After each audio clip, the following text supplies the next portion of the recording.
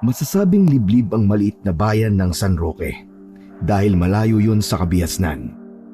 Simple ang buhay ng mga taong nakatira ron.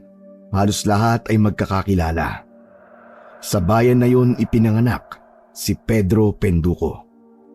Ang pangalan niya ay nakuha ng tatay niya sa paborito nitong karakter sa isang sikat na comics. Dahil siya ang panganay sa kanilang magkakapatid, ay sa kanya yun ipinangalan ng kanyang ama. May kalayuan ang eskwelahan mula sa San Roque. Kinakailangan tumawid ni Pedro ng ilog at maglakad ng ilang kilometro bago makarating sa eskwelahan. Mula elementarya hanggang makapasok siya ng high school, ay ganoon ang ginagawa niya upang makapag-aral. Dahil sa hirap na pumasok sa school, minsan ay kinatatamaran na niya ang pagpasok. Ngunit nagbago ang lahat nang maging kaibigan niya ang isang lalaking estudyante na si Renan. Mula si Renan sa ibang paaralan at lumipat ito sa school kung saan nag-aaral si Pedro. Renan, Biyernes nga pala ngayon ah. Punta tayo sa gubat. Manguli tayo ng gagamba. Sige, sasama ako sa'yo. Tapos maligo na rin tayo sa ilog pagkatapos nun. Okay, pero wag tayo magpapagabi ah. Alam mo naman, ang sabi, may aswang daw na gumagala. Mamaya, makasalubong pa natin yun eh. Yari tayong dalawa. Parang aswang lang eh. Saka wala naman sila rito sa San Roque. Sa ibang bayan yung balita na yan tungkol sa mga aswang. Kahit na, baka may maligaw dito sa atin eh. Mabuti na nag-iingat tayong dalawa. Nang panahon na yon, ay umiikot na ang kwento sa mga karatig lugar ng San Roque tungkol sa mga aswang na nambibiktima ng mga tao sa gabi. Kaya kahit paano ay may takot si Pedro na magpaabot ng dilim sa labas.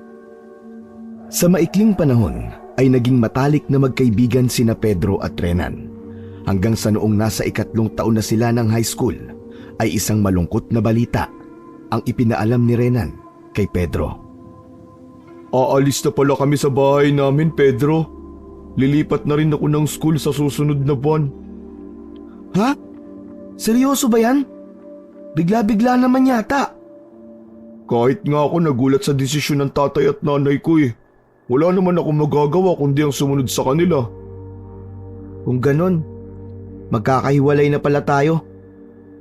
Pero hindi bale, kapag may oras ka, dalawin mo lang ako sa bahay namin ha. Alam mo naman kung saan ako nakatire.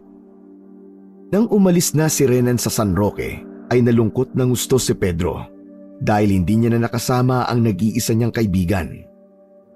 Hanggang sa nakapagtapos na siya ng pag-aaral sa high school at magkaroon na siya ng trabaho sa bayan sa isang internet shop, ay hindi na sila nagkita pa ni Renan. Hindi na ito nagkaroon ng oras para dalawin siya sa bahay nila. Ngunit kahit maraming taon na ang lumilipas, ay hindi pa rin nakalimutan ni Pedro ang naging pagkakaibigan nilang dalawa ni Renan. Sa pagtatrabaho ni Pedro sa internet shop, ay naging pagpapalipas niya ng oras ang panonood ng mga pelikula na may tema ng patayan at horror.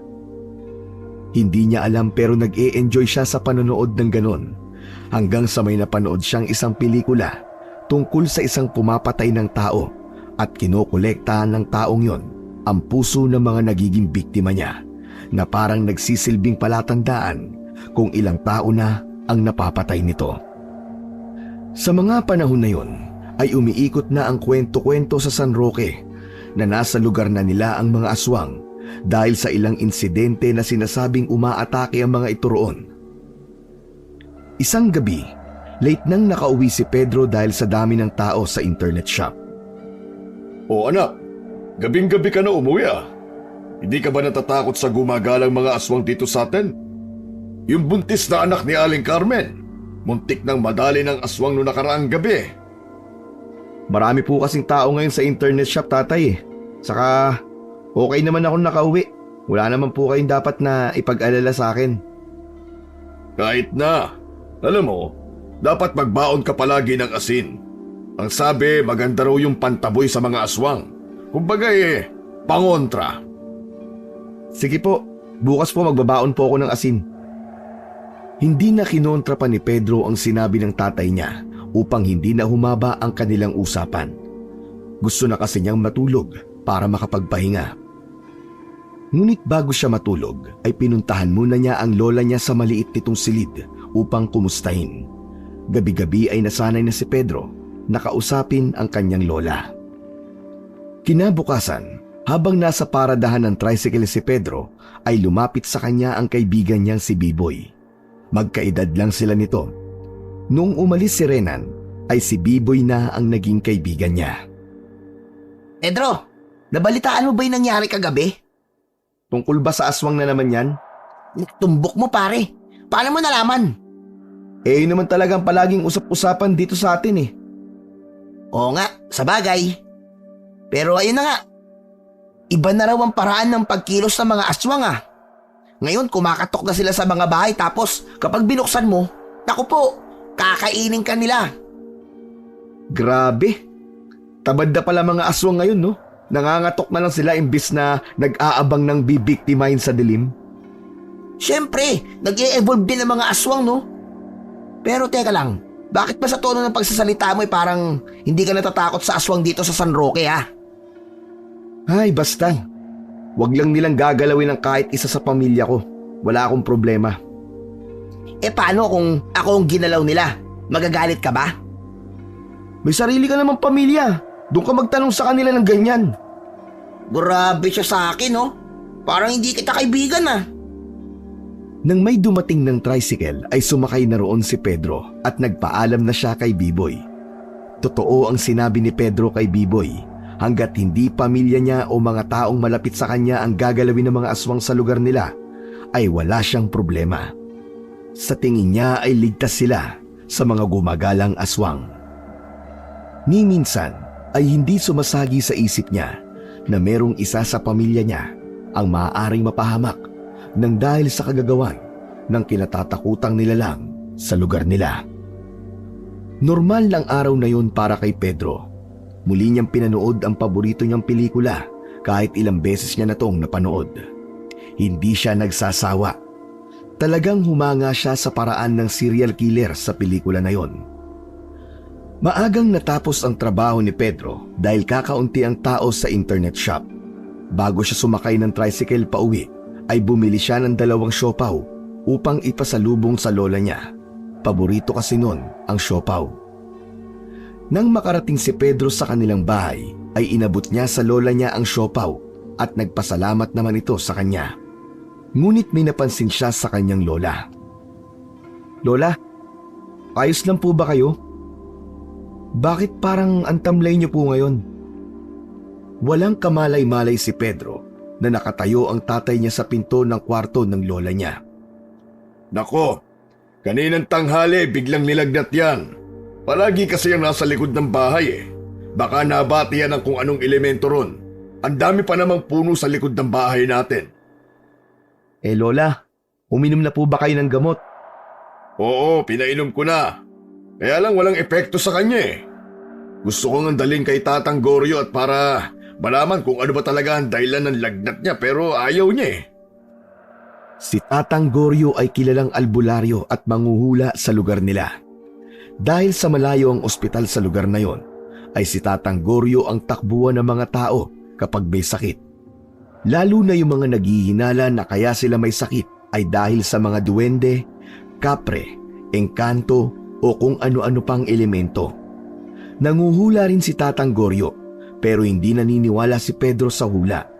Mas bilib pa siya sa kakayahan ni Tatang Goryo bilang manggagamot dahil marami na talaga yung napagaling. Kinausap ni Pedro ang kanyang lola. Kinumbinsi niya ito na pumunta na kay Tatang Goryo. Mabilis na napapayag ni Pedro ang lola niya, ngunit sa isang kondisyon. Dapat daw ay samahan niya ito. Sige lola, ako po ang sasama sa inyo kay Tatang Goryo. Pero okay lang po ba na ngayong gabi tayo magpunta sa kanya? May pasok po kasi ako bukas eh. Alam niyo naman po na gabi lang ako nandito sa atin. Pumayag naman ang lola ni Pedro. Naglakad na silang dalawa papunta sa bahay ni Tatang Goryo. Medyo nasa dulo na yon ng lugar nila, kaya medyo natagalan sila na makapunta ron. Kumatok si Pedro sa isang maliit na kubo at agad silang pinagbuksan ng matandang albularyo. Aba, Pedro! Anong kailangan nyo? Gabing-gabi na. Ang OA nyo naman po, Tatang Goryo. 8:00 pa lang po ng gabi. Ito po kasing si Lola nilalagnat. Ang hinala po ni Tatay nabati po ng elemento sa likod ng bahay namin. Agad silang pinatuloy ni Tatang Goryo at inihanda na nito ang mga gamit nito sa panggagamot. Pinulsuhan nito ang lola ni Pedro at pinausukan gamit ang iba't ibang batong nalulusaw. Nang may dabuong korte sa mga bato ng dahil sa apoy, ay masusi yung tiningnan ni Tatang Goryo. Inilapit ni Tatang Goryo ang natunaw na bato kay Pedro. Nakikita mo ba ito, Pedro? Opo. Alam mo ba kung ano ito? Siyempre po, bato. Yes, kakabata ka, hindi lang ibig ko sabihin. Pilosopo ka. Tingnan mo kung anong hugis ang nangyari sa bato. Tapos sabihin mo sa akin kung anong hugis ang nakikita mo. Tatang, kaya nga po kami nagpunta dito sa inyo para malaman namin kung bakit may lagnat si Lola at ano ang dapat gawin. Tapos tignan nyo, bakit ganito parang may exam pa pala dito na dapat sagutin? Ikaw naman masyado kang KJ. Parang nga meron kang partisipasyon eh. Pero sige, sasabihin ko kung ano nakabati sa lola mo. Isang duwendeng puti, nakatira sa isang punso sa likod ng bahay nyo. Natutuwa lang siya sa lola mo. Yun lang. Natutuwa pero binigyan niya ng lagnat? Anong klase yun? Hindi talaga natin maiiwasan ang mga elemento. Pero madali lang to. Mag-alay lang kayo sa punso ng prutas at gagaling na ang lola nyo. May itinapal na dahon na nilagyan ng langis si Tatang Goryo sa noo ng lola ni Pedro. Para raw yun sa pagbaba ng lagnat nito. Hindi naniningil ng eksaktong bayad si Tatang Goryo. Ayos na rito kahit magkano ang ibibigay na nagpapagamot dito. Minsan kahit bigas, prutas, gulay o isda ay ayos na dito. Inabutan ni Pedro ng 50 pesos si Tatang Goryo. Nang mahawakan ni Tatang Goryo ang kamay ni Pedro, ay napaigtad ang matandang lalaki na para bang nakuryente ito sa kanya. Pedro, maaari ba kitang hulaan ngayon? Wag na po. Another bayad na naman yan. 50 lang po ang perang dala ko eh. Saka, hindi po ako naniniwala sa mga hula-hula. Okay lang kahit hindi ka magbayad. May naramdaman kasi ako sa iyo eh. Pasensya na po pero ayoko po talaga. Nagulat si Pedro nang hilahin ni Tatang Goryo ang isa niyang kamay at tiningnan ang kanyang palad. Wala nang nagawa pa si Pedro, kundi hayaan ito sa panguhula sa kanya. Hindi nga po talaga ako naniniwala sa mga hula. Manahimik ka lang at makinig sa sasabihin ko. Masyado ka maingay. Hindi na nagsalita pa si Pedro. May pag-iling pa si Tatang Goryo na parang may hindi ito magandang nakikita sa kanyang palad. May mangyayaring hindi maganda sa isa sa mga mahal mo sa buhay. Magre-resulta ito ng galit at buot sa iyong puso. Nakikita ko rin na may isang tungkulin kang gagampanan sa bayan natin, Pedro. Meron kang kakaibang kakayahan na natutulog sa iyong kalooban. Mabilis na binawi ni Pedro ang kanyang kamay. Kung ano man pong tungkulin yon, hindi ko po tatanggapin. Masyado na po ako maraming ginagawa. Sige po, aalis na po kami. Maraming salamat po, Tatang Goryo. Sandali lang. Tandaan mo ang sinabi ko, Pedro. Ingatan mo ang mga mahal mo sa buhay. Sige po, aalis na po kami ni Lola. Nagmamadaling umalis sina Pedro at ang lola niya sa bahay ni Tatang Goryo. Natawa siya sa hula nito dahil pakiramdam niya ay literal na hula yon. Hindi sigurado si Tatang Goryo kung ano ba talaga ang mga sinabi nito. Nang makauwi na sila sa bahay, ay kaagad na nag-alay sina Pedro at ang lola niya ng dalangita at mansanas sa punso na nasa likod ng kanilang bahay, gaya ng sinabi ni Tatang Goryo sa kanila. Kinaumagahan, tila himala na wala na ang mataas na lagnat ng lola ni Pedro. Muling napatunayan ni Tatang Goryo ang husay nito sa pagiging isang albularyo.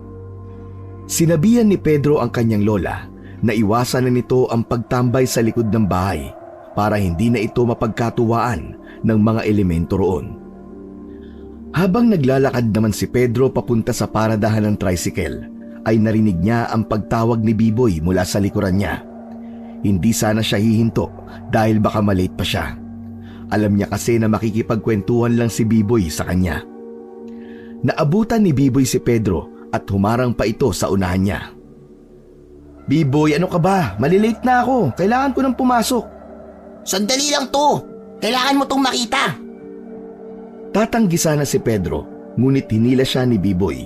Wala nang nagawa pa si Pedro, kundi ang sumama sa kanyang kaibigan. Mula sa hindi kalayuan, ay napansin agad ni Pedro ang mga tao na nakatipon.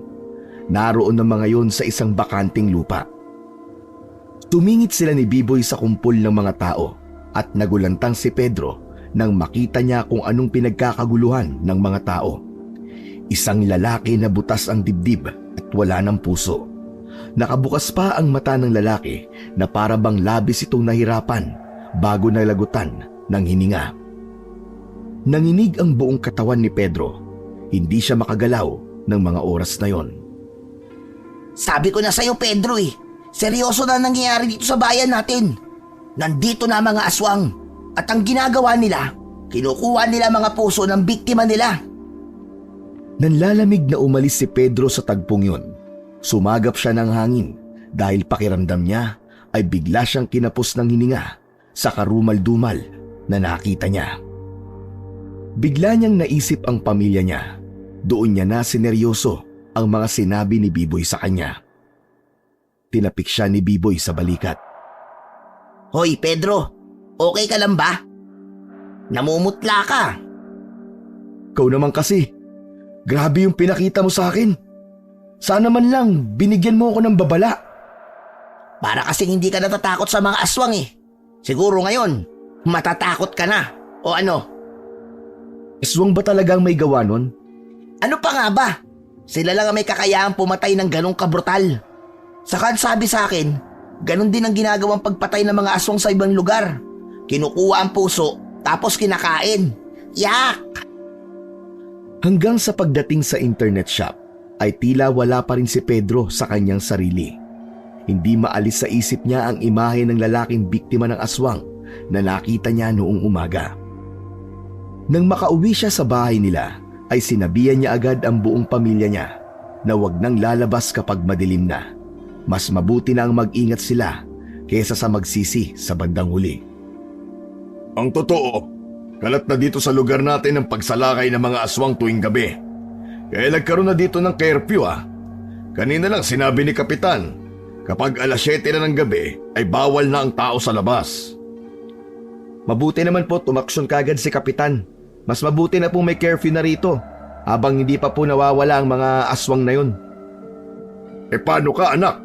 Minsan alas 8 ka na umuwi, di ba? Ipapaliwanag ko po sa boss ko ang sitwasyon dito. Siguro naman po maiintindihan niya ako kung bakit kailangan ko pong umuwi ng maaga. Lola, huwag ka na pong lalabas tuwing gabi Ang dalas niyo pa naman pong tumambay sa labas kapag gabi. Nang makausap ni Pedro ang boss niya sa trabaho, ay sinabi niya rito ang nangyayari sa lugar nila.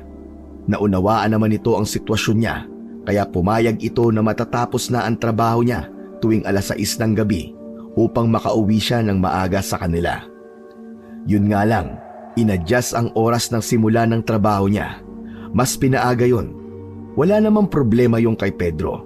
Mas nais na niya na gumising ng maaga kaysa umuwi siya ng gabing-gabi. Simula noon ay nagkaroon na ng takot ang mga tao sa bayan na yon. Maging ang pamilya ni Pedro ay maagang nagsasarado ng mga pinto at bintana. Nakaugalian na rin nila ang maglagay ng asin at bawang sa may pinto dahil ayon sa mga narinig nila ay paraan yun upang hindi makalapit ang aswang sa bahay nila. Palaging ipinagdadasal ni Pedro ang kaligtasan ng pamilya niya bago siya matulog. Kagaya ng gabing yun, bago siya humiga ay nanalangin muna siya. Sa tabi ng lola niya siya natutulog simula na magkaroon ng curfew. Yun ay upang mabantayan niya ang kanyang lola dahil hindi pa rin ito napipigilan ang sarili na lumabas tuwing gabi. Lalo na kapag tulog na silang lahat. Alas 4 ng umaga nang magising si Pedro. Pagpihit niya sa higaan ay kinabahan siya dahil wala na sa tabi niya ang kanyang lola. Hindi yun ang oras ng gising ng lola niya, kaya nagtaka siya. Mabilis na napabalikwas ng bangon si Pedro. Lumabas siya ng kwarto at nanlamig siya dahil nakaawang ang pinto papunta sa likod ng kanilang bahay. Tumakbo siya palabas doon at hindi siya nakagalaw nang makita niya sa labas ng bahay ang duguang katawan ng kanyang lola. Butas ang dibdib nito at wala na ang puso. Tatay! Tatay, dali si Lola! Bilisan niyo! Palahaw ni Pedro. Humahangos na napatakbo ang tatay ni Pedro at maging ito ay napasigaw nang makita ang katawan ng lola ni Pedro. Tumakbo ang tatay ni Pedro sa walang buhay na katawan ng lola niya at niyakap yun. Hindi magawang malapitan ni Pedro ang lola niya. Hindi niya ito kayang makita ng malapitan dahil sa kalunos-lunos nitong itsura. Malinaw sa kanilang lahat na isang aswang ang pumatay sa lola ni Pedro. Isang gabi lamang na ibinurol ang katawan nito at agad itong inilibing. Tapos na ang libing, ngunit hindi pa rin umaalis si Pedro sa tabi ng puntod ng kanyang lola.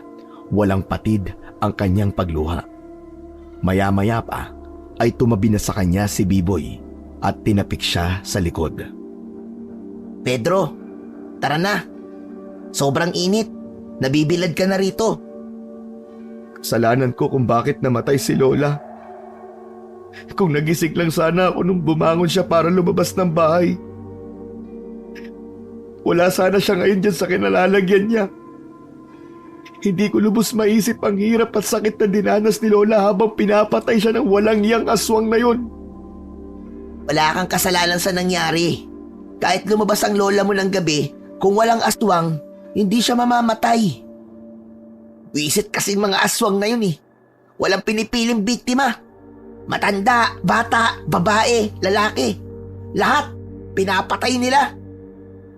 Biglang sumiryoso si Pedro. Napagtanto niya na tama si Biboy. Kung walang aswang sa lugar nila, malamang ay kasama pa niya ang kanyang lola. Hanggang sa naalala niya ang hula ni Tatang Goryo. Sa tingin ni Pedro ay nagkatotoo ang hula nito sa kanya na may isa sa mga mahal niya sa buhay ang mapapahamak. Nang sandaling yon ay tila naniwala na siya sa kakayahan ni Tatang Goryo sa panghuhula. Naalala niya rin ang hula ng matanda na meron daw siyang gagampanang tungkulin sa kanilang bayan. Tumayo agad si Pedro ng sandaling yon at pinunasan ang kanyang luha. Sumunod na rin si Biboy sa pagtayo. Ay, salamat. Uuwi ka na rin. Hindi pa ako uuwi, Biboy. May pupuntahan ako. Oh, saan naman? Kay Tatang Goryo. May mga kailangan lang akong itanong sa kanya. Ha? Ano namang itatanong mo sa kanya? Hindi na sinagot ni Pedro ang tanong ni Biboy. Malalaki ang mga hakbang na lumabas siya ng sementeryo habang nagtatakang nakasunod si Biboy sa kanya. Pagdating ni na Pedro at Biboy sa bahay ni Tatang Goryo ay naabutan pa nila ang matanda na nagwawalis sa labas ng kubo. Suot pa nito ang damit na suot nito nung nakipaglibing ito sa kanila kanina. Oh, anong ginagawa niyo ritong dalawa? Tatang, yung hula niyo po sa akin, nagkatotoo. Si Lola po ang tinutukoy niyo na mapapahamak na mahal ko sa buhay, di ba? Isang malalim na paghinga ang pinakawalan ni Tatang Goryo. Nakita ko sa palad mo ang mangyayaring yon. Ngunit limitado lamang ang nakikita ko sa aking panguhula. Hindi ko alam na ang lola mong tinutukoy sa hula ko. Yung isa niyo pa pong hula sa akin. Yung may gagampanan po akong tungkulin dito sa bayan natin. Sa tingin ko, alam ko na po kung ano yun. Ano, Pedro? Gusto kong patayin ang mga aswang na nanggugulo dito sa atin. Gusto kong ipaghigante ang pagpatay nila sa lola ko. Bumakas ang labis na puot sa mukha ni Pedro. Pakiramdam niya ay nag-aapoy siya sa galit sa mga oras na yon. Hoy Pedro, sandali lang. Seryoso ka ba sa sinasabi mo? Hindi pinansin ni Pedro si Biboy. Tumango naman si Tatang Goryo. Kung sa tingin mo ay yan ang nakaguhit sa palad mo. Gawin mo. Ngunit tandaan mo na hindi basta-basta ang pakikipaglaban sa mga aswang. Kailangan ay alam mo ang kahinaan nila. Wala po akong pakialam sa kahinaan nila. Ang gusto ko ay patayin silang lahat hanggang sa maubos sila. Siya, pumasok kayo sa aking kubo at meron akong ipapakita sa inyo. Naunang pumasok si Tatang Goryo at sumunod sila rito. May isang baul na inilabas ang matanda at binuksan yon. Isang napakalumang photo album ang inabot nito kay Pedro. Puno na yon ng alikabok.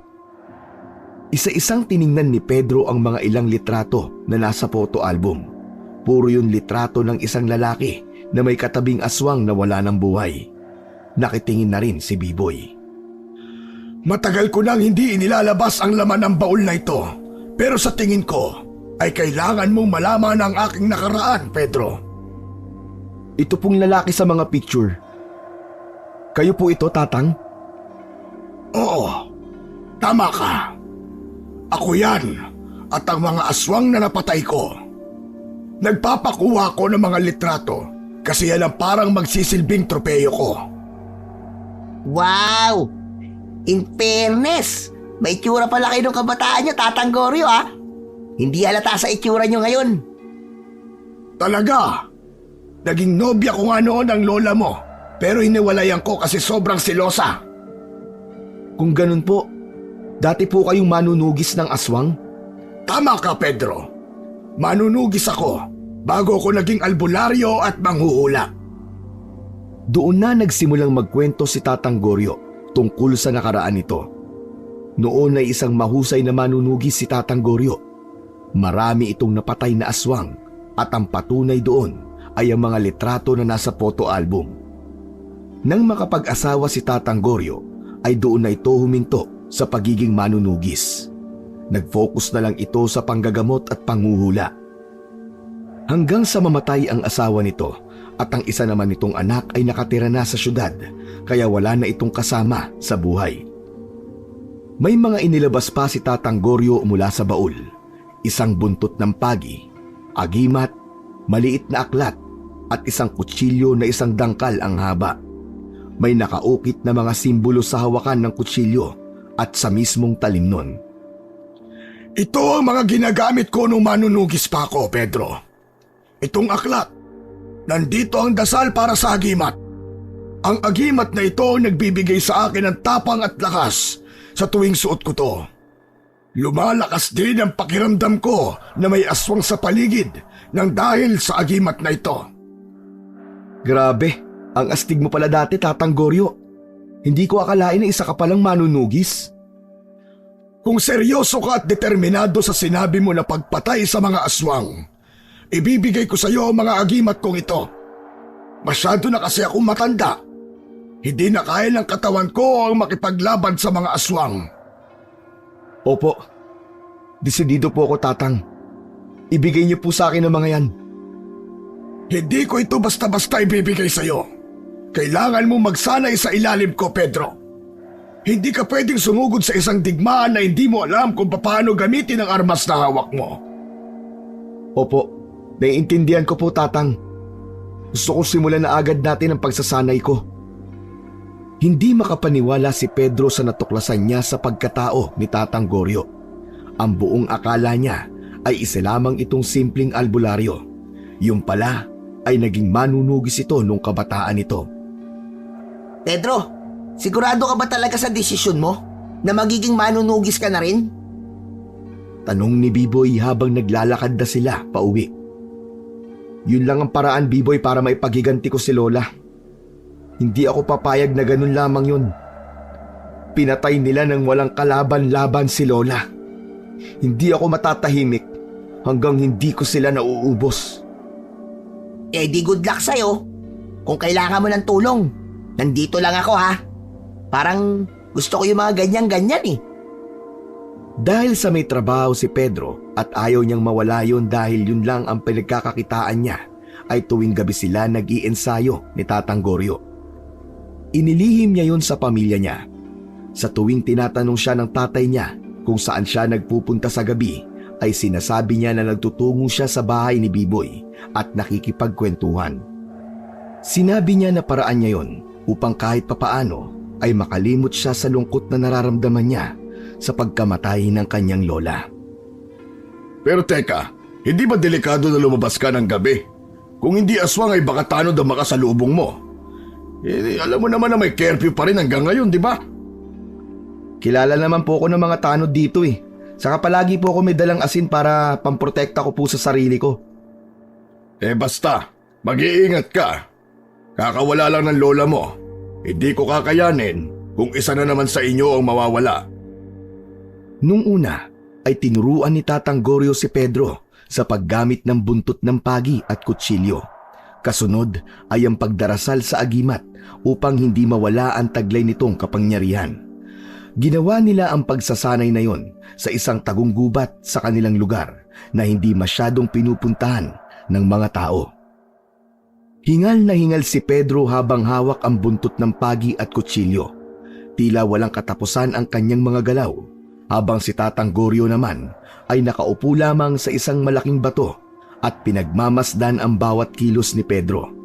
Maya-maya pa ay pinahinto ni Tatang Goryo si Pedro upang kausapin. Punong-puno ng pawis ang muka at buo niyang katawan.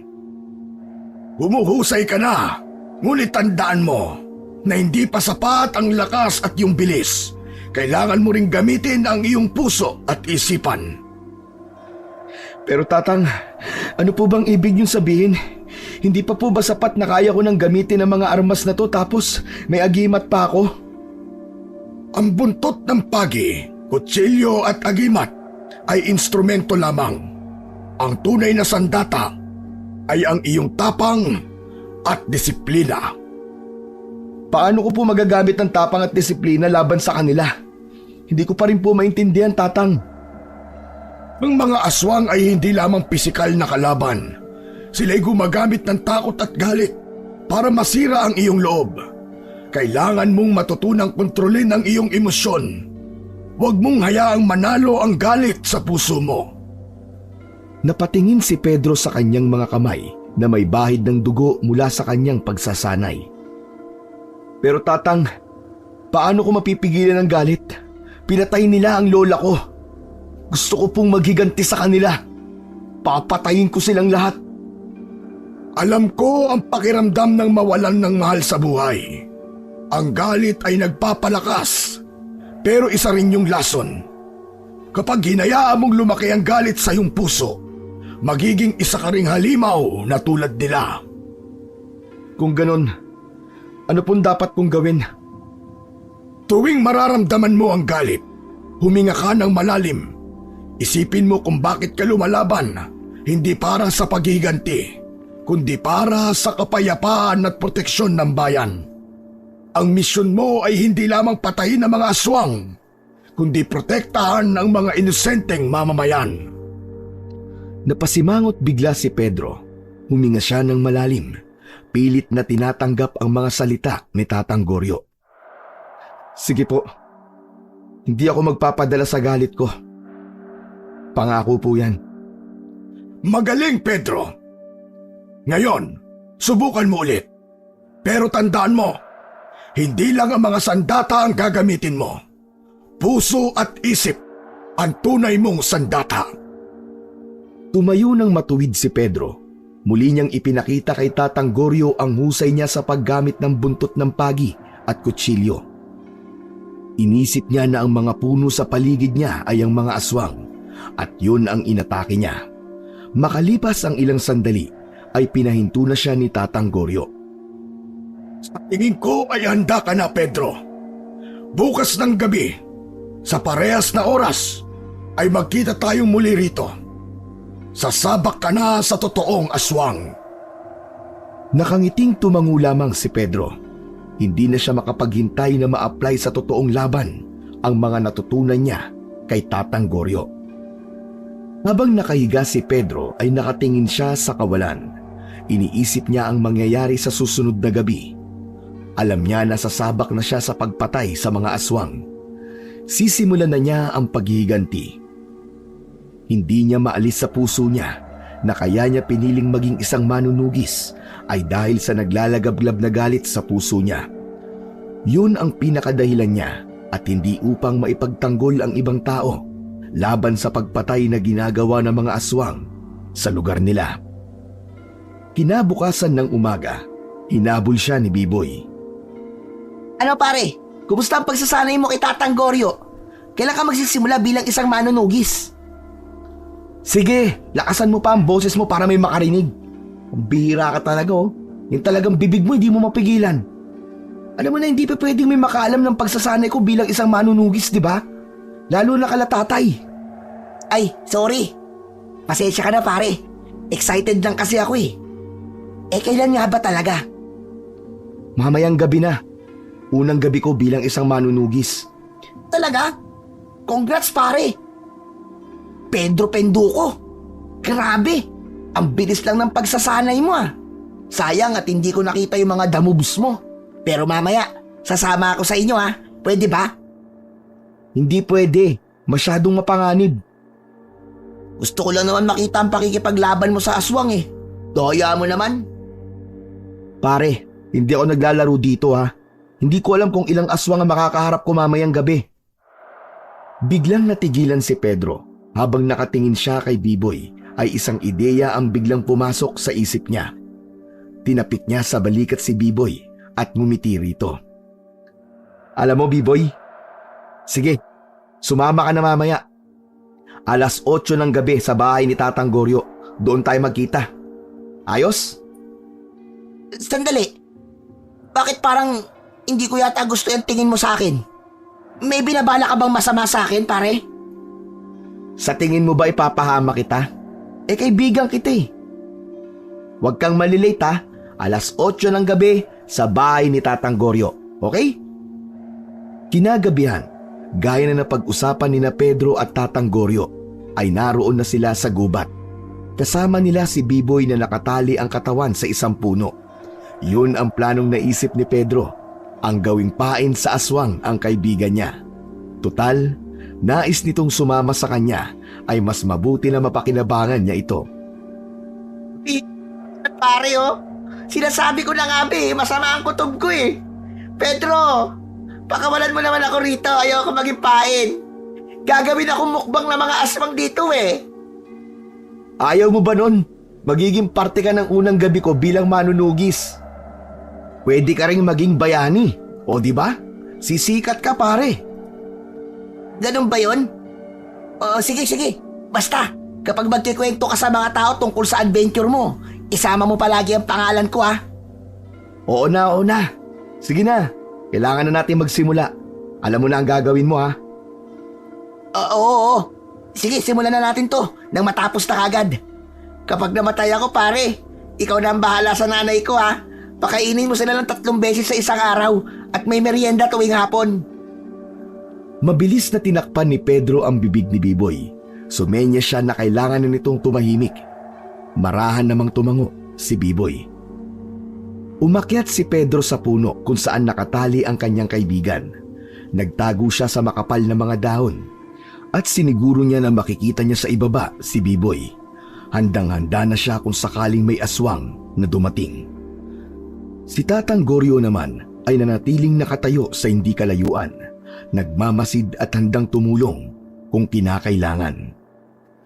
Nagsimula nang sumigaw si Biboy, halos mapatid na ang ugat nito sa liig. Makalipas ang ilang minuto ay may narinig silang kakaibang tunog mula sa kung saan. Nakita ni Pedro ang paggalaw ng makapal na halaman mula sa kung saan. Alam niyang nakita rin yun ni Biboy dahil huminto na ito sa pagsigaw. Mula sa makapal na halaman sa harapan ni Biboy ay unti-unting lumitaw ang isang lalaking aswang. Naglalaway ito at hindi inaalis ang tingin kay Biboy. Kita sa mukha nito ang pagkasabik sa laman ng isang tao. Marahang lumapit ang aswang kay Biboy. Tinitingnan muna nito si Biboy na para bang hindi ito makapaniwala na makakakita ito ng isang tao na nakatali sa gitna ng gubat. Halos hindi na gumagalaw sa sobrang takot si Biboy. Nang maramdaman ni Pedro na aatakihin na ng aswang si Biboy, ay doon na siya tumalon mula sa puno. Bumagsak siya sa ibabaw ng aswang na naging sani upang matumba ito. Agad niyang itinarak ang kutsilyo sa dibdib ng aswang. Isang saksak ay nasundan pa ng pangalawa hanggang sa hindi na alam ni Pedro kung ilang beses na niyang isinaksak at hinugot ang kutsilyo sa katawan ng aswang. Sumisigaw si Pedro na may kasamang pagluha. Wala siyang ibang nasa isip ng sandaling yun kundi ang kanyang mahal na lola. Hindi pa sana ihihinto ni Pedro kung hindi pa siya nilapitan ni Tatang Goryo at hinila siya palayo sa aswang na hindi na nakaporma sa kanya. Tama na! Tama na, Pedro! Tama na! Napatay mo na ang aswang! Bitiwan niyo po ako! Bitiwan niyo ako! Hindi pa ako tapos! Bitiwan niyo ako, Tatang!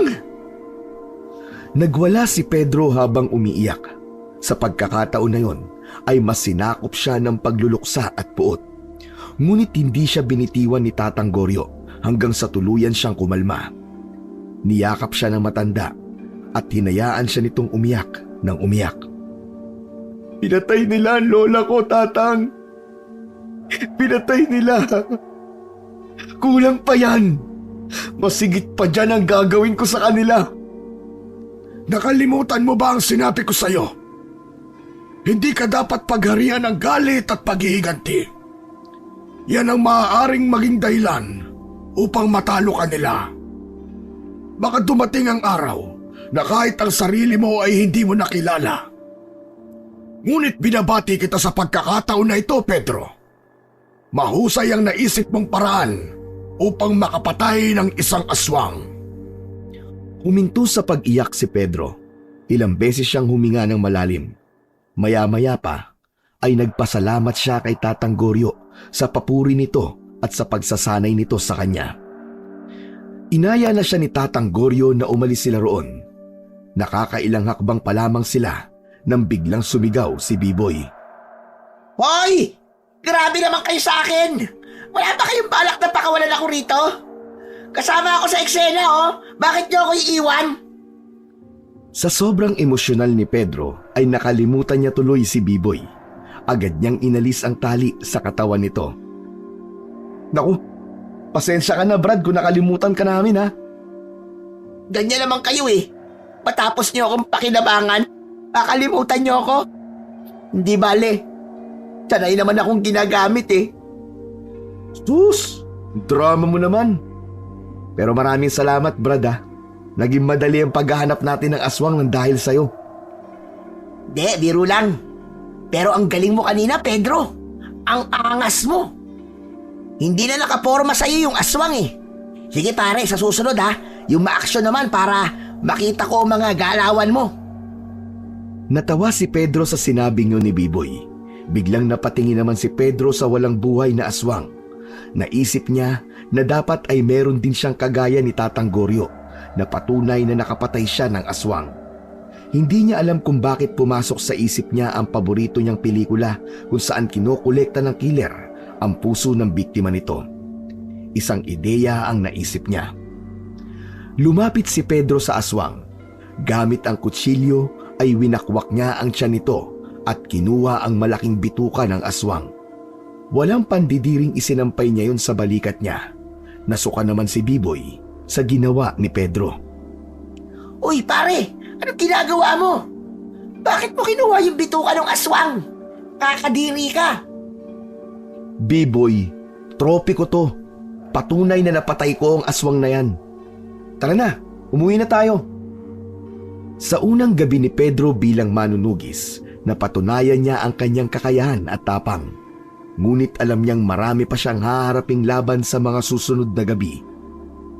Hindi siya hihinto hanggat hindi nauubos ang mga aswang na patuloy na namiminsala sa kanilang bayan. Kapag nagawa niya yon, ay saka lang niya masisiguro na naipaghiganti na niya ang kamatayan ng kanyang pinakamamahal na lola. Pagdating ni Pedro sa bahay nila, ay nagpasalamat siya dahil tulog pa rin ang tatay at mga kapatid niya. Hinugasan niya ang bituka ng aswang sa balon na nasa gilid ng bahay.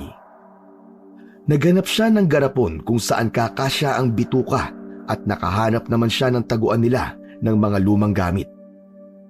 Inilagay niya roon ang bituka. Nilagyan niya yon ng tubig, suka at asin upang kahit paano ay mapreserba ang bituka ng aswang.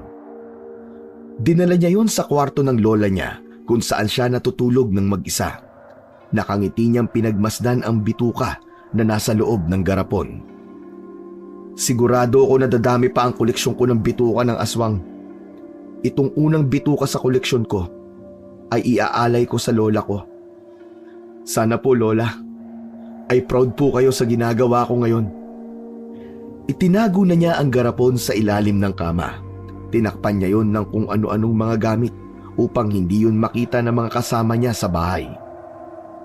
Gabi-gabi ay palihim na lumalabas si Pedro upang manugis ng mga aswang. Hindi niya na napigilan ang pagsama ni Biboy sa kanya. Kumbaga, naging sidekick na niya ito. Si Tatang Goryo naman ay tiwala na sa kakayahan niya kaya hindi na ito sumasama. Isang gabi, habang nakatago sina Pedro at Biboy sa itaas ng puno, ay may ibinigay na itim na tela si Biboy sa kanya. Ano naman to? Yan ang gagamitin mo para maitago mo ang pagkatao mo. Para yang dun sa mga superhero. Tiningnan ni Pedro ng maayos ang telang itim.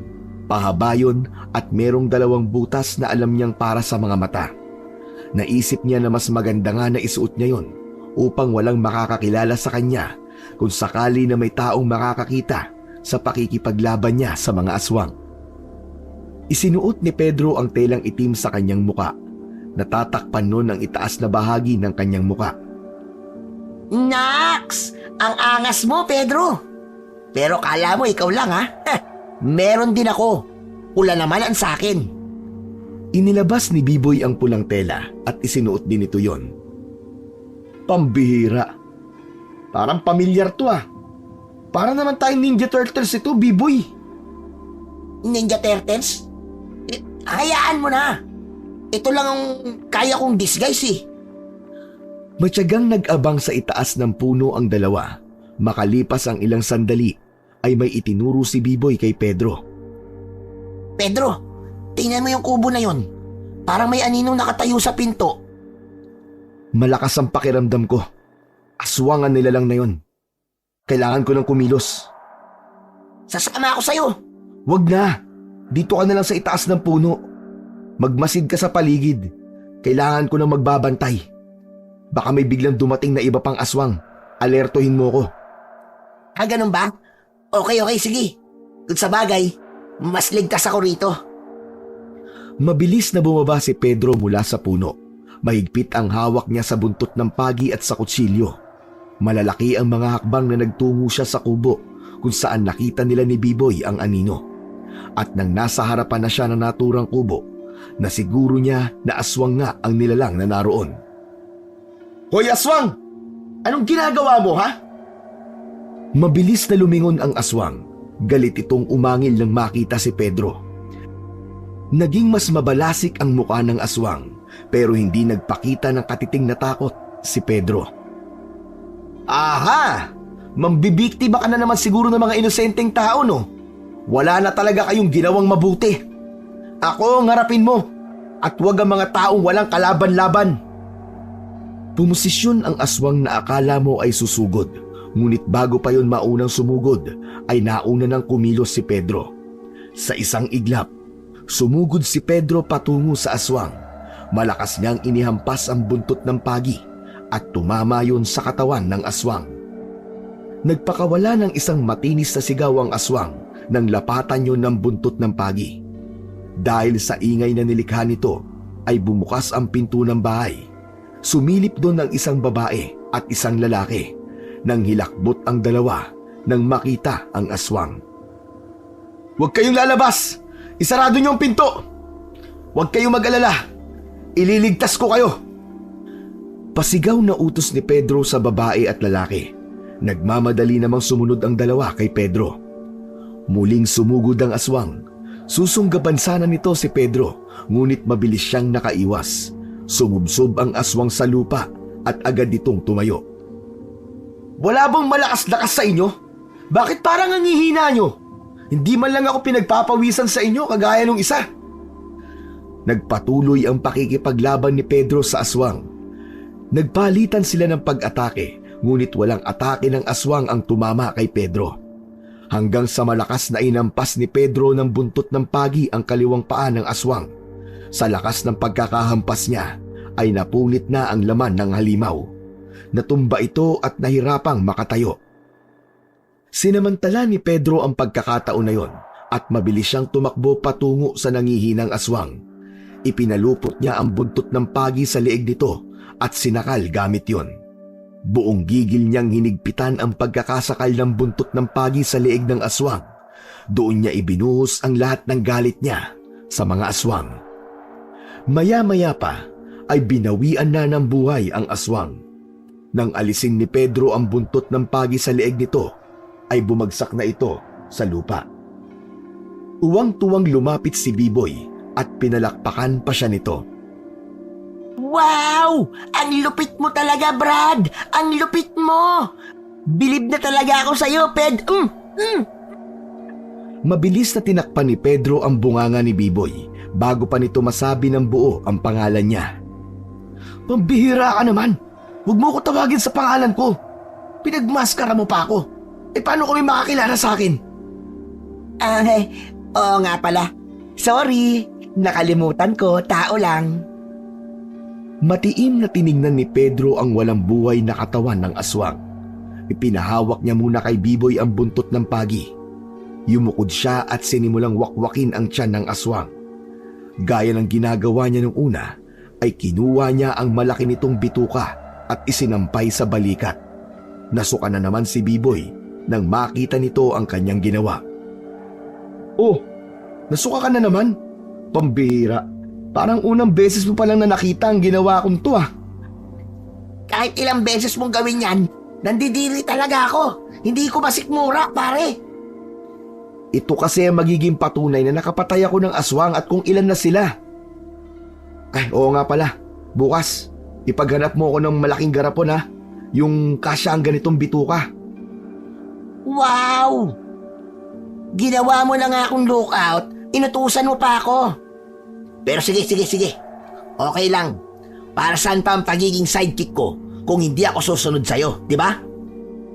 Sa gitna ng pag-uusap ng dalawa ay lumabas sa kubo ang babae at lalaki upang magpasalamat kay Pedro. Kung hindi raw siya dumating, ay baka nakapasok na ang aswang sa bahay ng mga ito. Walang anuman po. Tungkulin ko po na bantayan ang bayan na ito laban sa mga pesteng aswang na yan. Kaya simula po ngayon, hindi nyo na po kailangan matakot dahil meron na po kayong tagapagtanggol. Nakangangang si Biboy habang nagsasalita si Pedro. Bakas sa mukha ng kaibigan niya ang labis na paghanga. Tinanong ng lalaki kung ano ang pangalan ni Pedro para alam nito kung sino ang nagligtas dito at sa asawa niya. Pangalan? Ang pangalan ko po ay Siya si Super Pipi. Opo, tama. Super Pipi ang pangalan niya. Ang bayani ng San Roque. Opo. Ako po si Super Pipi. Ay, bakit Super Pipi? Parang ang bastos naman ng tunog nun. Ano ka ba? Inisyal yun ng pangalan mo. Ako na nag-isip kasi ang tagal mo sumagot eh. Muling nagpasalamat ang babae at lalaki kay Pedro at umalis na sila ni Biboy. Pag-uwi ni Pedro ay nilinis na niya ang bituka ng aswang at inilagay yon sa isang malaking garapon. Nang makahiga na siya sa papag ay agad niyang ipinikit ang mga mata niya upang matulog. Kahit ramdam niya ang pagod ay mas lamang ang saya dahil alam niya na ang ginagawa niya ay paraan niya upang maipaghiganti ang kamatayan ng kanyang lola. Kinaumagahan, tanghali na nang gumising si Pedro. Wala siyang pasok sa internet shop at kapag ganoong araw ay sadyang hindi siya bumabangon kagad. Nag-almusal siya ng mabilis at naisipan niya na magtungo sa kubo ni Tatang Goryo upang bisitahin ang matanda. Nagulat si Pedro nang paglabas niya ay naghihintay na ron sa kanya si Biboy. Excited itong lumapit sa kanya. Papasukin na sana kita kasi ang tagal mong gumising eh. Ang sabi ng tatay mo, tulog ka pa raw. Day off ko kaya hinahabaan ko ang tulog ko. Oh, ano palang ginagawa mo rito? Ngumiti ng malaki si B-Boy. Grabe ka, Super Pipi. Sikat ka na dito sa San Roque ah. Hoy, ano ka ba? Ang lakas ng boses mo. Kapag may nakarinig sa'yo, kukunin ko rin ang bituka mo. Sige ka. Wow! Hindi naman ako aswang, Pedro. Pero yun na nga. Mukhang naikwento na agad nung mag-asawang tinulungan mo kagabi yung ginawa mo pagpatay dun sa aswang. At alam mo ba ang tawag nila sa'yo? Siyempre, Super Pipi. Napapailing si Pedro at nagsimula na siyang maglakad. Sumabay na rin si B-Boy sa paglalakad sa kanya. Pambihira ka naman, B-Boy. Sana man lang nag-isip ka ng maganda-gandang pangalan. Ano ka ba? Hindi na importante ang pangalan. Ang mahalaga, nagagawa mo lang iligtas sa mga tao rito sa lugar natin. Sigurado ko, matatakot na ang mga aswang na magpunta rito. B-Boy, ginagawa ko yun para kay Lola. Alam mo yan, di ba? Pero ang sabi ni Tatang Goryo, dapat alisin mo na ang galit sa puso mo para makalabang ka ng maayos sa mga aswang. Hindi pa ba maayos ang pakikipaglaban na nagawa ko? 2 bituka na ng aswang ang meron ako. Alam mo, B-Boy, kahit kakaiba ang koleksyon ko, may kakaibang saya na naibibigay yun sa akin. Hindi lang kakaiba, nakakadiri pa. Iyak! Teka, maiba ko. May mga nakuha na nga pala akong malalaking garapon. Humingi ako kay Kuya Paeng, yung may junk shop.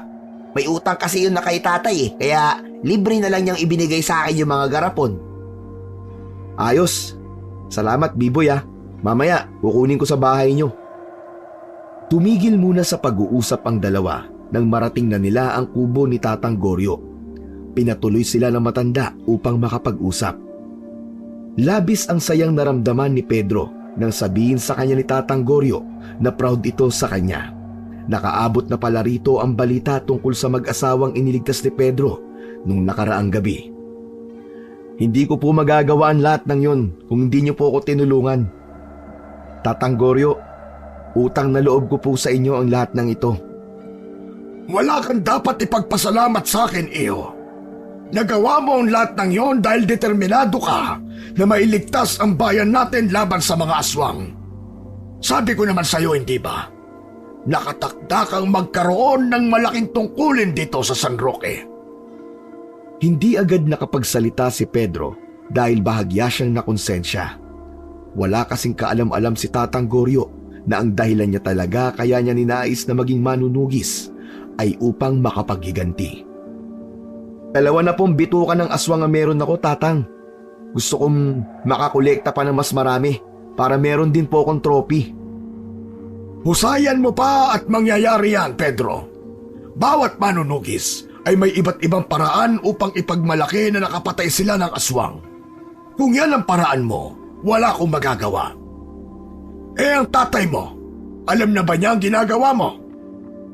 Hindi pa po, Tatang, at wala rin po akong balak na ipaalam sa kanila. Alam ko na tututol sila sa pagiging manunugis ko. Ayoko pong may hahadlang sa ginagawa kong to. Hanggat hindi po ako nakakasiguro na hindi nauubos sa mga aswang dito sa San Roque, ay hindi ako titigil sa pagiging manunugis. Nagpatuloy ang kwentuhan ni na Pedro at Tatang Goryo. Nagkwento si Tatang Goryo ng mga naging karanasan nito nung manunugis pa ito. Mas lalong nagkaroon ng kagustuhan si Pedro na maparami ang koleksyon niya ng bituka ng aswang dahil sa mga kwentong kanyang napakinggan. Nagpatuloy ang paging manunugis ni Pedro gamit ang pangalan na Super Pipi. Hindi niya na nabawi ang pangalan na yon kaya hinayaan na lamang niya. Ilang aswang pa ang natalo at napatay niya kaya masaya siya dahil nadadagdagan ang kanyang koleksyon. Nilagyan na ni Pedro ng lock ang kwarto ng lola niya upang kahit wala siya sa bahay nila ay walang ibang tao na makakapasok doon. Isang umaga, bumili ang tatay ni Pedro ng pandesal.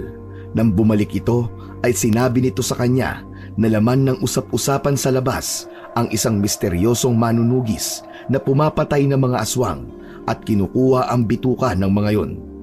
Napansin ni Pedro na tila hindi masaya ang tatay niya. Bakit parang hindi po yata kayo masaya, tay, na meron tayong tagapagtanggol dito sa San Roque? Hindi ko alam. Pero duda ako sa Super Pipi na yun eh. Bigla na lang siyang sumulpot dito sa bayan natin. Malay ba natin kung may masama pala siyang binabalak? Paano kung matapos sa mga pagpatay niya sa mga aswang ay may hihingin siyang kapalit? Hindi naman po siguro, Tay. Sa tingin ko po bukal po sa puso niya ang ginagawa niya. Saka hindi niyo po ba napansin? Simula po nung dumating si Super Pipi dito sa bayan natin, inalis na ni Kapitan ng curfew. Hindi na gabi-gabing umaatake ang mga aswang. Ibig sabihin, may maganda po siyang nagagawa. Sa panahon ngayon, mahirap na magtiwala. Hindi porkit magandang ipinapakita ng isang tao ay maganda na rin ang intensyon. Saka hindi ko makita ang dahilan kung bakit kinukuha niya ang bituka ng mga aswang na napapatay niya. Anong ginagawa niya ron? Tapos, yung pangalan niya, Super Pipi. Pambihira, napakapangit. Parang tunog Kesa yung Super Pipi na yan ang pinagtutuunan natin ng pansin, kumain na lang po tayo at gutom na ako, Tatay. Papasok pa po ako sa trabaho ko. Umiwas na si Pedro na pag-usapan nila ang tungkol sa bagay na yon. Baka kasi makahalata pa ang tatay niya na ipinagtatanggol niya si Super Pipi at kung ano pa ang maisip nito tungkol sa kanya. Hindi kayang ipaliwanag ni Pedro kung gaano siya kasaya dahil palaging pinag-uusapan ng mga tao sa San Roque ang kabayanihan na ginagawa niya. May mga nagsasabi na hindi raw nakakatakot na lumabas na ng gabi dahil alam nila na merong nang magtatanggol sa kanila kung sakali na may aswang na aatake. Ngunit higit sa lahat, mas masaya siya sapagkat alam niya na unti-unti niya nang naipaghihiganti ang kanyang pinakamamahal na lola. Dahil sa dumadami na ang koleksyon niya ng mga bituka, ay dinala niya na ang iba roon sa bahay ni Tatang Goryo. Nagtira lamang siya ng ilan sa bahay nila. Isang gabi, kakatapos lang ni Pedro sa trabaho niya sa internet shop. Excited na siyang makauwi dahil maghahanap na naman siya ng aswang na papatayin at kukunin ang bituka upang idagdag sa mga koleksyon niya. Sa paglalakad niya papunta sa hintayan ng tricycle na sasakyan niya pauwi, ay napatingin siya sa kabilang panig ng kalsada. Isang pamilyar na lalaki ang umagaw sa atensyon niya. Nakasuot ng itim na jacket ang lalaki at nakatayo sa gilid na parang naghihintay ng masasakyan. Si Renan ba yun? Upang malaman kung tama ba siya ng hinala, ay tumawid siya at lumapit sa may lalaki. Nang makita siya ng lalaki, ay nagliwanag ang mukha nito at ngumiti ng malaki. Pedro? Pedro Penduko? Renan? Nagyakap ang dalawa. Hindi makapaniwala si Pedro na makalipas ang ilang taon ay muli silang magkikita ni Renan sa hindi inaasahang lugar at oras. Nagkumustahan sina Pedro at Renan. Hindi maitago ang kasiyahan sa muka ng dalawang magkaibigan. Anong ginagawa mo rito? Nagbabakasyon ako, Pedro. Masyado na kasi akong tutok sa trabaho Saan dito? Ang totoo, kararating ko lang ulit. Nakita ni Pedro ang isang traveling bag na nasa tabi ni Renan. Naghahanap ako ng matutuluyan, Pedro. Kahit isang buwan lang. Alam mo, doon ka na lang sa bahay para magkasama tayo. Aba, hindi ko tatanggihan yan. Mas makakatipid ako kaysa magbayad ako ng paupahan. Kasama na ni Pedro si Renan nang umuwi siya sa bahay nila. Hindi niya na kailangan ipakilala si Renan sa tatay niya at mga kapatid dahil kilala ng mga ito ang kaibigan niya. Naisipan ni Pedro na doon na lang niya patulugin sa kwarto niya si Renan. Tiwala siya na hindi nito makikita ang mga bituka ng aswang na nasa ilalim ng kanyang papag dahil tinakpan niya yon ng kung ano-anong mga gamit. Matapos maghapunan ay nagkasundo sina Pedro at Renan na mag-inom. Ipinagpaliban na muna ni Pedro ang pangahanting ng mga aswang ng gabing yon dahil mas naging importante sa kanya ang makabanding ang kaibigan na matagal na niyang hindi nakita at nakasama. Nagkwentuhan sila sa mga nangyari sa buhay nila. Hindi ipinaalam ni Pedro kay Renan ang pagiging manunugis niya, habang si Renan naman ay sinabi na nagpalipat-lipat ng maraming beses ang pamilya nito. Hindi sinabi ni Renan ang dahilan at nirespeto yon ni Pedro. Ano na pala ang bago dito sa San Roque, pare? Bago? Simula nang umalis ka at bumalik ka rito, ganun pa rin naman. Ang ibig kong sabihin, anong bagong mga pangyayari? Nako, marami. Nung umalis ka, dito naman sa San Roque ng gulo yung mga aswang. Pero alam mo ba, meron na kaming tagapagligtas dito. Si Super Pipi. Sinong Super Pipi? Walang nakakaalam kung sino siya pero lahat kami rito humahanga sa kanya. Siya ang matinding kalaban ng mga aswang. Siya ang pumapatay sa mga aswang na nanggugulo dito sa San Roque. At alam mo ba kung ano ang kakaiba niyang ginagawa? Ano? Kapag may aswang siyang napapatay, kinukuha niya yung bituka ng aswang. Ang weird, di ba? Oo, ang weird nga. Pero anong ginagawa niya sa bituka ng aswang? Ewan ko, hindi ko rin alam eh. Walang nakakaalam kung bakit niya yung ginagawa. Pero ang importante, hindi na kami matatakot sa mga aswang. Alam mo Renan, darating din ang panahon na mauubos ni Super Pipi ang mga aswang dito sa San Roque at magiging payapa na ulit dito. Saka, kapag naubos si Super Pipi ang mga aswang dito, parang naipagiganti ko na rin ang pagkamatay ni Lola. Nag-init ang mga mata ni Pedro. Alam niya na anumang sandali ay maiiyak siya dahil sa pagkakaalala niya sa lola niya. Teka, anong nangyari sa lola mo? Pinatay siya ng aswang. Walang laban ang lola ko, Renan. Pero biniktima pa rin nila. Matanda na si Lola. Kaunti na lang ang taon na makakasama namin siya pero hindi pa nila pinaubaya sa amin. Hindi na napigilan pa ni Pedro ang maluha. Mabilis niyang pinalis ang luwang naglandas sa magkabila niyang pisngi. Pasensya na, napaiyak ako. Ano ka ba? Walang problema. Normal na umiyak kapag balungkot at nasasaktan. Tinapik ni Renan sa likod si Pedro. Iniba na nila ang usapan at nag-focus sila sa masasayang alaala nung nag-aaral pa sila. Nang sumunod na gabi ay magkatabi sina Pedro at Renan sa papag. Hinintay ni Pedro na makatulog ng mahimbing si Renan bago siya tahimik na lumabas. Sa labas niya isinuot ang telang itim. Naglakad-lakad siya at napahinto siya nang tinawag siya ni Biboy. Bakit hindi ka yata lumabas kagabi? May problema ba? Dumating kasi yung kaibigan ko nung high school, si Renan. Sino yun? Akala ko ba ako lang ang kaibigan mo? Nauna ko pang maging kaibigan yon kaysa sayo. Kaya naman pala. Hinintay kita rito pero hindi ka dumating. O ano, kumusta kagabi? May aswang ba? Mukhang wala naman. Siguro natatakot na sila sa'yo. Pero kung hindi sila sasalakay dito, ako ang maghahanap sa kanila. Hindi ako titigil hanggang hindi ko sila napapatay lahat. Nagsimula na maglakad sina Pedro at Biboy sa San Roque. Tinalasan ni Pedro ang pakiramdam niya sa aswang na maaaring nasa paligid lamang. Nang malapit na sila sa dulo ng San Roque kung saan wala ng kabahayan, ay natigilan sina Pedro nang may nakita sila na isang nilalang na papalapit sa kanila. Agad na naramdaman ni Pedro na aswang ang nilalang na yon.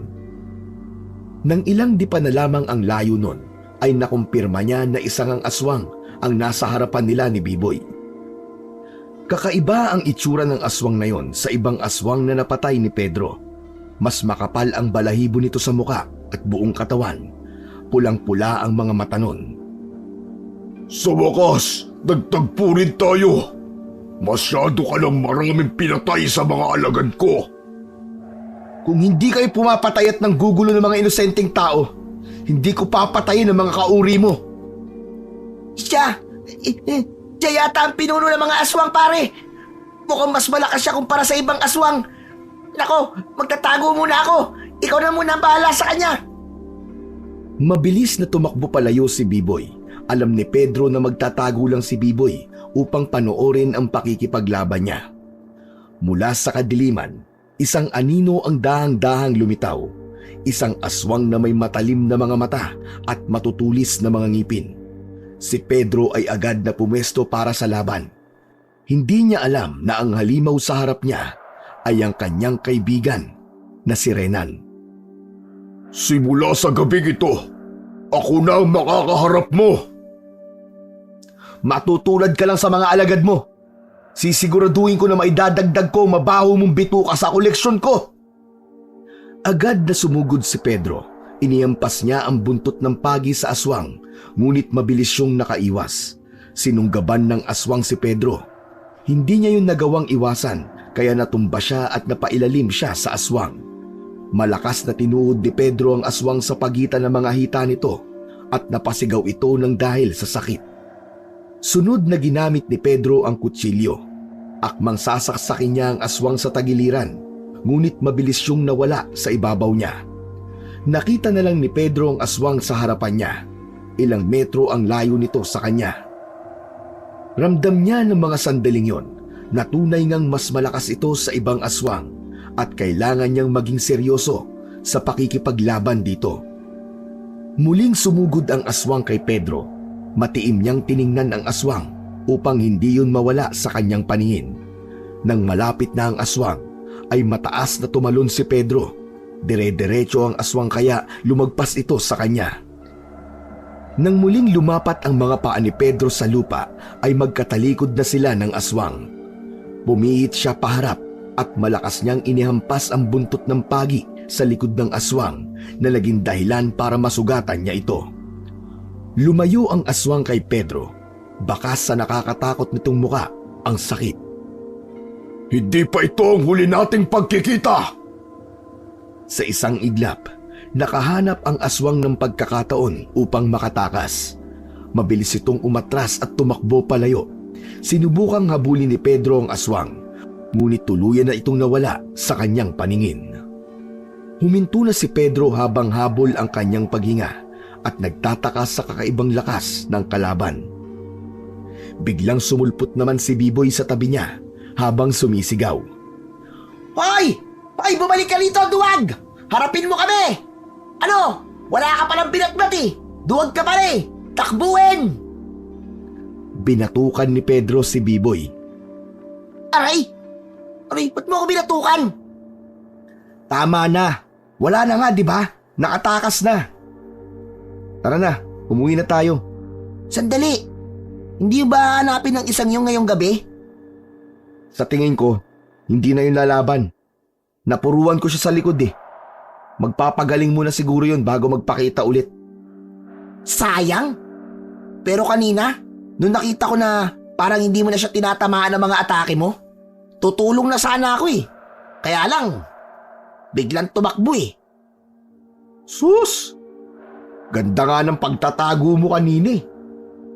Di nga, seryoso ko. Ganon naman talaga ang trabaho ng isang sidekick, di ba? Kapag hindi na kaya ng bida, saka lang kami lalabas. Pero ang astig ng pagtalon mo, pare. Grabe. Tapos, biglang hinampas mo yung aswang. Wow! Bilib na bilib talaga ako sa'yo. Pero alam mo, kanina, habang nakikipaglaban ako dun sa aswang, parang may naramdaman akong kakaiba sa kanya. Ano? Teka, huwag mong sabihin na... Nako, sinasabi ko na nga ba, Pedro eh. Walang talo-talo ah. Isa ka bang... Baliw! Batukan kaya kita uli dyan. Hindi yun ang ibig ko sabihin. Ikaw talaga puro kakalokohan eh. Para kasing pamilyar siya sa akin eh. Parang kilala ko siya pero... hindi ko matukoy kung sino siya. Ah, okay. Akala ko kasi... Hehehe. Normal lang siguro yun. Sa dami ng aswang na nakalaban at napatay mo, para magkakatulad na sila para sa'yo. Tumahimik si Pedro matapos na magsalita ni Biboy. Hindi niya masabi kung yun nga ba ang dahilan kung bakit tila pamilyar sa kanya ang mas malakas na aswang na nakalaban niya. Hindi niya alam kung bakit parang kilala niya ang aswang na yon. Tahimik na bumalik si Pedro sa bahay. Nang pumasok siya sa kwarto, ay natutulog pa rin si Renan. Hindi siya masyadong nasiyahan sa gabing yon dahil hindi niya nakuha ang bituka ng aswang na nakaharap niya. Ngunit gaya ng sinabi ng aswang, hindi pa yon ang huli nilang pagkikita. Sinisiguro ni Pedro na sa susunod ay mapapatay niya na ang aswang at maidadagdag niya ang bituka nun sa kanyang koleksyon. Tumabi na si Pedro kay Renan. Pumikit na siya at umasa na makakatulog agad dahil sa susunod na araw ay meron pa siyang trabaho. Pagkagising ni Pedro kinaumagahan ay natutulog pa rin si Renan. Nakatagilid dito at nakatalikod sa gawin niya.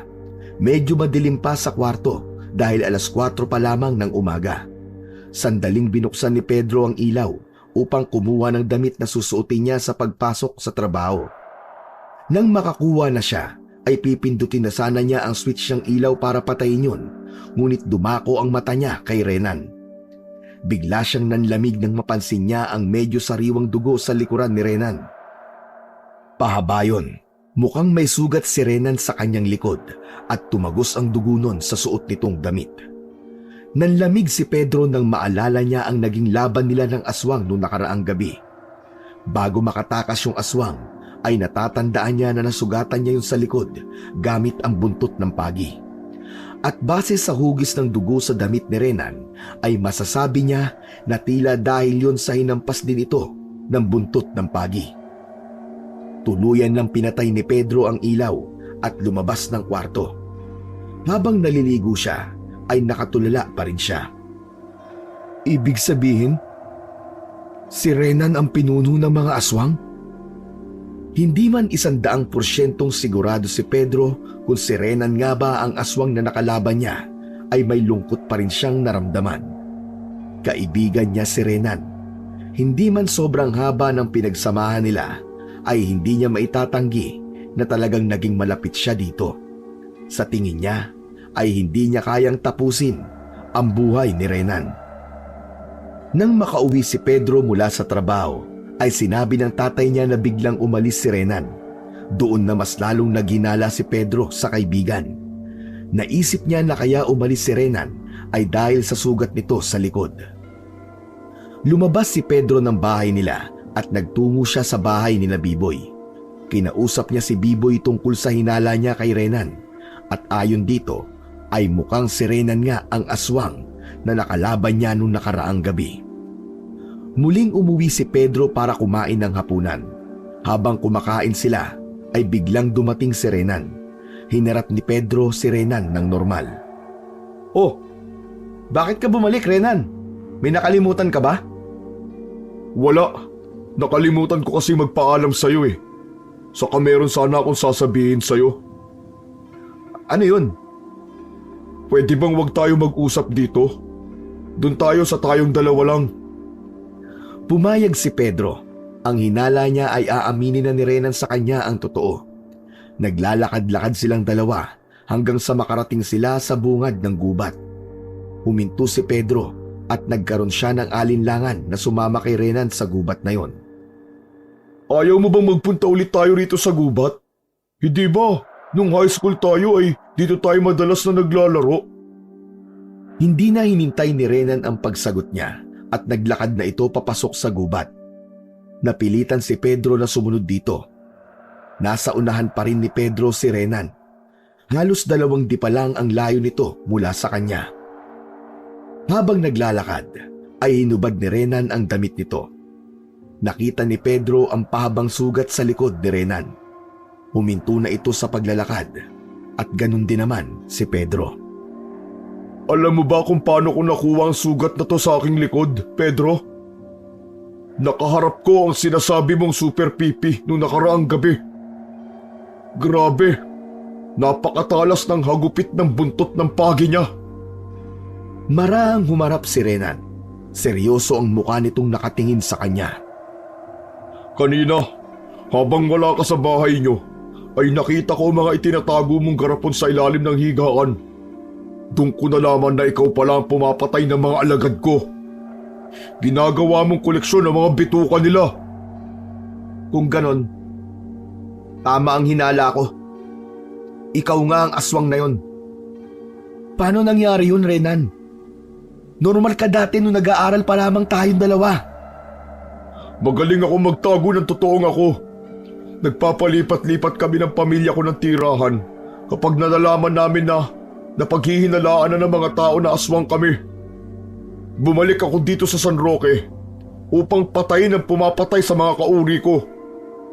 At hindi ko inaasahan na ang dating kaibigan ko pala ang dapat kong patayin. Malakas na sumigaw si Renan. Sa isang kisap mata ay nag-anyong aswang ito. Walang babalang sinugod nito si Pedro. Naiwasan naman ni Pedro ang pagsunggab sa kanya ni Renan. Gumulong siya at agad na tumayo. Renan, kahit na aswang ka, hindi dapat tayo umabot sa ganito. Magkaibigan tayong dalawa. At naniwala ka naman sa pagkakaibigan na yon. Kalaban ka ng kauri ko. Ang dapat sa iyo ay mamatay. Tumalon si Renan at mabilis nitong nalapitan si Pedro. Kinalmot nito sa dibdib si Pedro. Napasigaw si Pedro nang maramdaman niya ang malalim na pagbaon ng mga kuko ni Renan sa balat niya. Renan, hindi kita kayang labanan. Kaibigan kita. Malakas na tumawa si Renan. Paano kung sabihin ko sa iyo na ako ang pumatay sa lola mo? Ako ang aswang na kumuha ng puso niya. Kaibigan pa rin ba ang tingin mo sa akin, ha? Hindi. Hindi yan totoo. Hindi yan totoo. Totoo, Pedro. Napakasarap sa pakiramdam nang makita ko ang takot at sakit sa mukha ng lola mo nang unti-unti kong winawakwak ang dibdib niya upang kunin ang kanyang puso. Mariin na naikuyom ni Pedro ang mga kamay.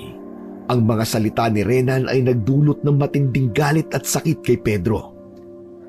Ang alaala ng kanyang lola na siyang nag-alaga at nagmahal sa kanya ay bumalik sa kanyang isipan.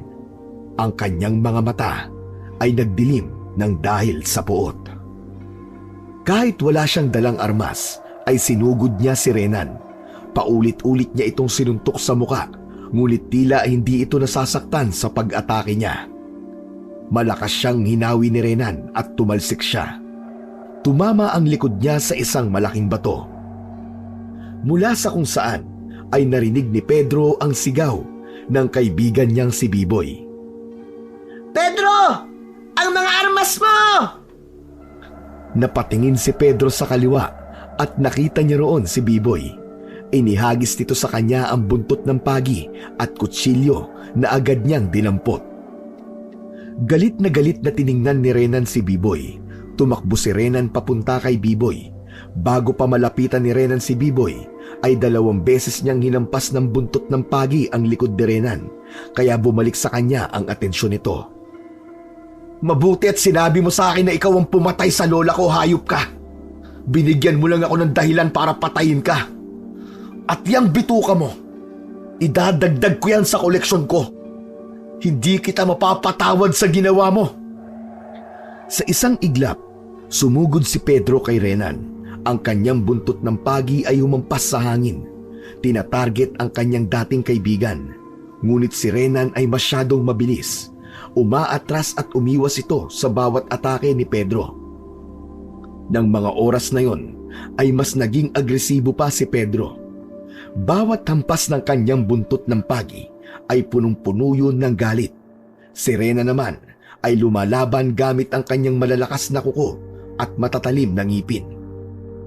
Nagawang sugatan ni Pedro si Renan. Ang buntot ng pagi ay tumama sa dibdib ni Renan at nag-iwan ng malalim na sugat. Ngunit sa halip na umatras, sumugod pa rin si Renan gamit ang natitira nitong lakas upang patayin si Pedro kahit duguan na ito. Ngunit sa isang iglap ay malakas na naitarak ni Pedro ang kutsilyo sa lieg ni Renan bago pa ito tuluyang makagawa ng pag-atake. Nakita niya ang gulat sa mukha ni Renan. Nang ngugutin ni Pedro ang kutsilyo ay sa dibdib naman ni Renan niya yon ibinaon. Para yan sa lola ko at sa lahat ng tao rito sa San Roque. At sa huling pagsaksak ni Pedro ay tumagusyon sa puso ni Renan. Nagpakawala naman ng malakas na pagsigaw si Renan bago ito tuluyang bumagsak sa lupa nang wala ng buhay. Tumayo si Pedro sa harap ng bangkay ng kanyang dating kaibigan. Lumuhod siya at gamit ang kutsilyo ay winakwak niya ang tiyan ni Renan at kinuha ang malaki nitong bituka.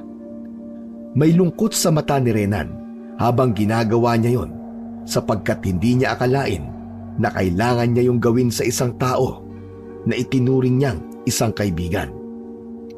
Hindi agad nakalapit si Biboy sa kanya dahil panay na naman ang suka nito. Saka lang ito lumapit nang matapos na ito sa pagsuka at tuwang-tuwa siya nitong niyakap. Hindi makapaniwala si Tatang Goryo nang ikwento ni Pedro rito ang pagpatay niya sa pinuno ng mga aswang na si Renan. Dala pa niya ang garapon kung saan nakalagay ang bituka ni Renan. Pinahanga mo ko, Pedro. Hindi nga ako nagkamali na sanayin ka bilang isang manunugis. Ngayong napatay mo na ang pinuno ng mga aswang, matatahimik na ang buong bayan ng San Roque.